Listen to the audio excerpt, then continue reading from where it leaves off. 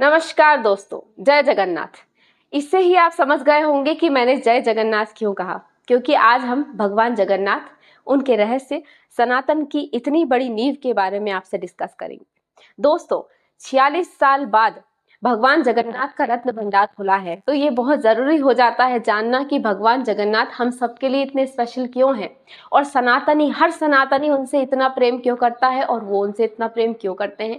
न केवल सिर्फ हिंदुस्तान के सनातनी, बल्कि भगवान जगन्नाथ के रहस्य, भगवान जगन्नाथ के चमत्कार तो अमेरिका तक फेमस है। इसके तार तो ट्रंप तक जाते हैं। तो कैसे जाते हैं दोस्तों, चलिए आज इसके बारे में हम आपसे डिस्कस करते हैं। सबसे पहले शुरुआत करेंगे कलिंग प्रदेश के राजा इंद्रद्युम्न थे से, जिनके सपने में भगवान जगन्नाथ यानी नील माधव भगवान आए। उन्होंने कहा कि नीलांचल पर्वत पर मेरा एक भक्त रहता है जो सबर कबीला का मुखिया है विश्वसु, और वो मेरा उपासक है। वो एक गुफा में गुप्त तरीके से मेरी उपासना करता है। तुम उससे मेरी मूर्ति लो, मेरा एक विशाल मंदिर बनवाओ, उसे स्थापित करो, मैं आऊंगा। ये उन्होंने कहा। राजा इंद्रद्युम्न बहुत खुश हो गए। खुश होने के बाद में उन्होंने अपने सेवक ब्राह्मण विद्यापति से कहा कि तुम जाओ और मूर्तियां लेकर आओ। लेकिन मूर्तियां लाना इतना आसान नहीं था, क्योंकि वो तो बावरे भक्त थे। वो क्यों मूर्तियां देते अपने भगवान की, वो तो उपासक थे बहुत बड़े। तो विश्वसु तो ऐसे मूर्तियां देने से रहे। तो अब इससे शुरुआत होती है कि विद्यापति ने उनकी बेटी से शादी कर ली। बेटी से शादी करने के बाद में उन्होंने अपने ससुर से कहा कि मैं भी भगवान नीलमाधव के दर्शन करना चाहता हूँ। अब क्योंकि वो तो बावरे भक्त थे, तो वो तो दर्शन ऐसे कराते नहीं, तो उन्होंने कहा नहीं नहीं, दर्शन तो नहीं करा पाऊंगा मैं। लेकिन फिर उनकी बेटी ने जब उनसे कहा कि मेरे पति दर्शन करना चाहते हैं तो आप दर्शन करवा दीजिए, तो वो बेटी के आगे झुक गए। उन्होंने कहा ठीक है, दर्शन में करा दूंगा, लेकिन आंखों पे पट्टी बांधकर। अब आंखों के पे पट्टी बांधकर जो विद्यापति थे वो दर्शन करने तो चले गए, लेकिन अब ये बात थी कि मूर्तियां वहां से कैसे लेकर आए वापस से। तो उन्होंने क्या किया दोस्तों, उन्होंने कुछ सरसों के दाने अपने हाथ में रख लिए। आंखों पे तो पट्टी बंधी हुई थी। जब वो वापस जा रहे थे तो सरसों के दाने गिराते हुए गए, और दोबारा उन्होंने ये चाल खेली कि उन्हीं सरसों के दानों को का पीछा करते हुए, उन्हें ही देखते हुए उन्होंने मूर्तियां चुरा ली। अब मूर्तियां चुराने के बाद में उन्होंने राजा इंद्रद्युम्न को मूर्तियां लाकर तो दे दी, लेकिन इसके बाद हुआ ये कि जो उनके उपासक थे, नील माधव के उपासक थे, जो राजा विश्वसु थे, जो सबर कबीला के महाराज थे, वो बड़े दुखी हो गए, क्योंकि उनके भगवान उनसे छिन गए थे, उनसे दूर हो गए थे, चोरी हो गए थे। भगवान अपने भक्त को दुखी देख नहीं सकते। तो भगवान ने कहा कि भाई मैं तो अपने भक्त के पास वापस चला जाऊंगा, और वो वापस चले गए। अब वहां पर विश्वसूत जो थे वो तो खुश हो गए, लेकिन यहाँ पर राजा इंद्रद्युम्न दुखी हो गए कि भगवान वापस चले गए। अब मंदिर कैसे बनेगा, क्या होगा। दोबारा जो भगवान नील माधव थे वो सपने में आए राजा इंद्रद्युम्न के, और उन्होंने कहा कि एक काम करो, तुम मेरा एक भव्य मंदिर बनवाओ, बहुत विशाल मंदिर बनवाओ, मैं दोबारा आऊंगा। ये उन्होंने कहा। राजा इंद्रद्युम्न बहुत खुश हो गए। खुश होने के बाद राजा इंद्रद्युम्न ने मंदिर बनवाने की शुरुआत की। मंदिर बहुत विशाल मंदिर बनकर तैयार हो गया। अब था कि भाई मूर्तियां स्थापित करनी है, भगवान जगन्नाथ को लाना है। उन्होंने भगवान से प्रार्थना की कि अब आप आइए। तो उन्होंने कहा एक काम करो, द्वारका के समुद्र से तैरते हुए तुम्हारे पास में लकड़ी आएगी, उन लकड़ियों से मेरी मूर्ति बनवाओ। अब हुआ ये दोस्तों कि लकड़ी तो आ गई, लकड़ी का बहुत बड़ा गट्ठा आ गया, लेकिन लकड़ियां कोई उठा ही नहीं पा रहा था। कई सारे सेवक लगा दी हट्टे कट्टे, लेकिन कोई मूर्तियां नहीं उस लकड़ी को नहीं उठा पा रहा था। अब लकड़ी उठेगी नहीं, लकड़ी को रखेंगे नहीं, तो मूर्तियां बनेंगी कैसे। फिर राजा के दिमाग में आया कि इस ये जो लकड़ी है, इसे कोई बहुत बड़ा अनन्य भक्त ही भगवान का उठा सकता है। इसके बाद में उन्होंने सबर कबीला के उन्हीं उपासक से दोबारा प्रार्थना की कि आप इस लकड़ी को उठाकर लेकर आइए हमारे लिए, ताकि हम भगवान नीलमाधव को स्थापित कर सके। तो जो सबर कबीला के मुखिया थे विश्वसु, उन्होंने उस लकड़ी को अकेले ही उठा लिया, जिसे हट्टे कट्टे कई लोग नहीं उठा पा रहे थे। उन्होंने अकेले ही उस लकड़ी को उठा लिया, वो लेकर आए, उन्होंने लकड़ी रख दी। अब इसके बाद में राजा के पास दूसरा कार्य था कि कई सारे बड़े बड़े और बड़े विद्वान कारीगर लगाना, जो कि मूर्तियां बना सके। लगा दिए गए, लेकिन कुछ हुआ ही नहीं, क्योंकि मूर्ति छीलना भी उनके लिए पॉसिबल नहीं हो रहा था। अब राजा इंद्रद्युम्न के पास में दूसरी परेशानी ये थी कि मूर्तियां बनेगी कैसे, क्योंकि बड़े से बड़ा जो विद्वान कारीगर है, जो क्रिएटिव कारीगर है, वो मूर्तियों को बनाना तो दूर की बात है, लकड़ी तक नहीं छील पा रहा। अब दोस्तों दोबारा हुआ ये कि एक बुजुर्ग उनके पास में आए, राजा इंद्रद्युम्न के पास, और उन्होंने कहा कि ये मूर्तियां मैं आपको बनाकर दूंगा 21 दिनों में। लेकिन 21 दिनों तक जिस गृह में, जिस घर में और जिस कमरे में मैं मूर्तियां बनाऊंगा वहां कोई नहीं आएगा, 21 दिन तक वो कमरा खुलना नहीं चाहिए। उन्होंने कहा ठीक है। अब जैसे ही कार्य प्रारंभ हुआ, छैनी हथौड़े सबकी आवाज आने लगी, तो सबने सोचा हाँ कार्य प्रारंभ हो चुका है, सभी लोग खुश थे। लेकिन बीच में एक दिन राजा इंद्रद्युम्न की पत्नी वहीं से गुजर रही थी, तो उन्होंने सुना कि कोई भी आवाज नहीं आ रही थी, तो वो डर गई। उन्हें ऐसा लगा कि अब कुछ नहीं हो रहा है और शायद ये बुजुर्ग, क्योंकि एक अकेला बुजुर्ग इतनी कठोर लकड़ी को काटकर मूर्तियां नहीं बना पाएगा, उनके दिमाग में यही बात थी। उन्होंने कहा कहीं बुजुर्ग मर तो नहीं गए, उन्हें कुछ हो तो नहीं गया, और उन्होंने घबराकर बात जो है वो राजा जी को बताई। अब राजा जी भी बड़ी टेंशन में आ गए कि कहीं सच में ही तो ऐसा कुछ नहीं हो गया, और वो नियम भूल गए कि अंदर नहीं जाना है, और उन्होंने अपने सेवकों से कहा कि द्वार खोलो, और वो अंदर चले गए। जैसे ही वो अंदर गए वहां पर उन्हें बुजुर्ग नहीं मिले, और जो मूर्तियां मिली वो भी अधूरी थी। कहा जाता है कि सुभद्रा जी की मूर्ति के तो हाथ भी नहीं थे और पांव भी नहीं थे। अब राजा इंद्रद्युम्न हैरान हो गए देखकर, और तब ये पता चला कि जो बुजुर्ग थे वो कोई और नहीं बल्कि सृजन के देवता भगवान विश्वकर्मा जी थे। तो भगवान विश्वकर्मा जी जैसे ही उन्होंने गेट खोला वो वहां से चले गए। अब भगवान विष्णु जो थे वो दोबारा राजा इंद्रद्युम्न के पास सपने में आए, और उन्होंने कहा कि मैंने कहा था कि मैं आऊंगा, तो मैं अब इस प्रकार से नहीं, मैं मूर्तियों में आकर अपने भक्तों को दर्शन दूंगा। तो भगवान ने जगन्नाथ ने जो कहा था उसका मान रखते हुए राजा जी ने जिस प्रकार की मूर्तियां थी अधूरी बनी हुई वैसे ही के वैसी मंदिर में स्थापित कर दी। अब मूर्तियां स्थापित हो गई, इस प्रकार से मंदिर का निर्माण हो गया। लेकिन दोस्तों जो मेन मंदिर आज हम देखते हैं वो उड़ीसा के बाद के राजाओं ने बनवाया है, ये वो मंदिर नहीं है जो राजा इंद्रद्युम्न ने बनवाया था, क्योंकि दोस्तों उसके बाद में कई घटनाएं ऑफ कोर्स हुई होंगी जिसकी वजह से मंदिर जो है आज हमें जो देखने को मिलता है वो राजा इंद्रद्युम्न वाला नहीं है। अब इसके बाद में ये पता चलता है कि जो जगमोहन और विमान है वो दूसरे राजा ने बनवाया था, जो थे राजा अनंतवर्मन छोट गंगदेव, जो गंग वंश के राजा थे। अब उन्होंने विमान और जगमोहन बनवा दिया। इसके बाद में आए थे राजा अनंगपाल, उन्होंने जो आज का हमें ढांचा दिखाई देता है, जो आज का हमें स्ट्रक्चर दिखाई देता है मंदिर का, वो उन्होंने बनवाया था। अब दोस्तों इसके बाद में आए थे राजा जो गजपति साम्राज्य है वो, क्योंकि अनंगपाल तक ये समाप्त हो गया था। इसके बाद में जिसका कार्य प्रारंभ हुआ था और काल प्रारंभ हुआ था वो सूर्यवंशी राजा थे, तो उसमें स्थापित हुआ गजपति साम्राज्य। अब गजपति साम्राज्य की स्थापना हो गई, और उसके जो संस्थापक थे उन्होंने कई सारे युद्ध लड़े। कई सारे युद्ध लड़ने के बाद में उन्होंने जब अपने मिलिट्री एक्सपेडिशन से वापस आए तो कहा जाता है करीबन 16 हाथियों में रखकर वो सोना लेकर आए थे, और जब वो इतना सारा सोना लेकर आए थे तो उन्होंने वो पूरा का पूरा सोना जो है वो जगन्नाथ मंदिर में दान कर दिया था। तो इस तरह से कई सारे राजा आए, और वहाँ के राजा ज्यादातर सब यही मानते थे कि हम यहाँ के राजा नहीं हैं, हम सिर्फ रिप्रेजेंटेटिव हैं भगवान जगन्नाथ के, और जो मेन राजा हैं यहाँ के वो हैं भगवान जगन्नाथ। उपासना आज भी है, उतनी ही है, और बहुत ज्यादा भक्ति लोगों के दिलों में देखने को मिलती है। लेकिन दोस्तों इससे ये नहीं पता चलता कि भगवान जगन्नाथ के रहस्य क्या है। तो अब हम उनके रहस्यों के बारे में जान लेते हैं कि मंदिर के इतने सारे रहस्य क्यों कहे जाते हैं, और साथ ही साथ में जो रत्न भंडार है उसका अपना क्या एक रहस्य है और किस प्रकार का रत्न भंडार होता है। तो सबसे पहले दोस्तों आप लोगों को बता देते हैं कि रहस्य शुरू होता है भगवान के ध्वज से।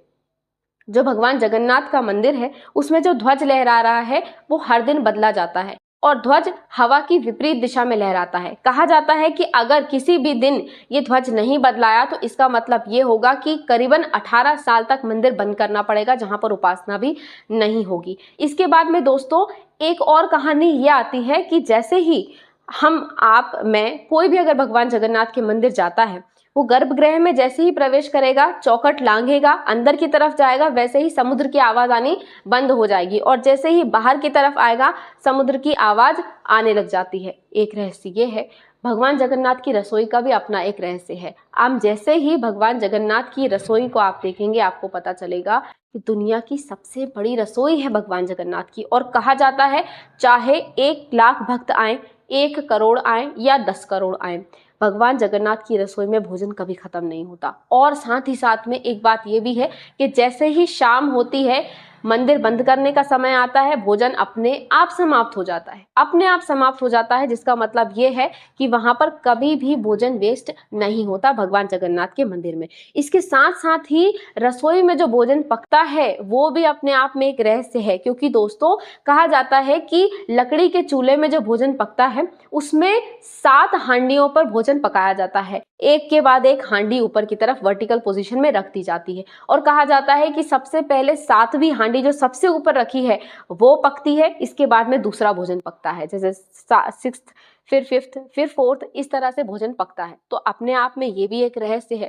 साथ ही साथ में दोस्तों कहा जाता है कि इस चीज की शुरुआत भी या इस चीज की भावना भी कि कामना मंदिरों में ना रहे, ये भी भगवान जगन्नाथ की मंदिर से ही शुरुआत होती है, क्योंकि जब भगवान जगन्नाथ के मंदिर में हनुमान जी दर्शन कर रहे थे तब उन्होंने देखा लोगों के दिलों में कामनाएं काफी ज्यादा थी।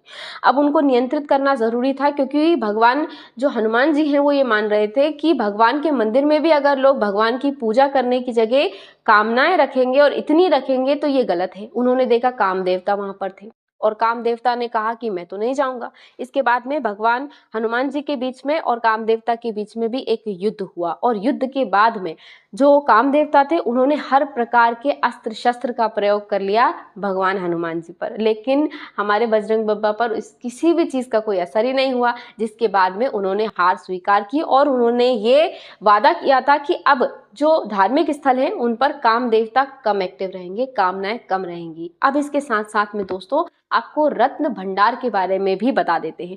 तो जो रत्न भंडार है वो 1960 के रूल्स के हिसाब से 3 कैटेगरीज में है। 3 कैटेगरीज में होने का मतलब कैटेगरी 1 में जो जितने भी वस्त्र हैं और आभूषण हैं, ये वो सारे वस्त्र आभूषण हैं जो भगवान जगन्नाथ को पहनाए जाते हैं। तो ये सब पुराने वाले हैं, तो ये अंदर की तरफ रखे हुए हैं, भीतर रखे हुए हैं, और जो बाहर रखे हुए हैं वो कैटेगरी 1, कैटेगरी 2 और कैटेगरी 3 के हैं। जो कैटेगरी 2 है और कैटेगरी 3 है वो कैटेगरी ऐसी वाली हैं जिनको यूज में लिया जाता है। तो कैटेगरी 2 में जो है वो कभी कभी जैसे कि कुछ खास मौकों पर उन वस्त्रों का और उन जो भी आभूषण है उनका इस्तेमाल किया जाता है, और जो कैटेगरी 3 में आते हैं उनका इस्तेमाल रोजाना तौर पर किया जाता है। जो कैटेगरी 1 में आभूषण है और वस्त्र हैं उनको जब ताला बंद किया जाता है तो 2 लॉक लगाए जाते हैं, और इसके बाद में जो चाबी है वो राज्य सरकार को दे दी जाती है। मंदिर प्रबंधन जो है वो राज्य सरकार को चाबी दे देता है, लेकिन कैटेगरी 2 और कैटेगरी 3 की चाबी जो है वो मंदिर परिसर के पास में ही मौजूद रहती है। अब दोस्तों इसमें एक ट्विस्ट और है।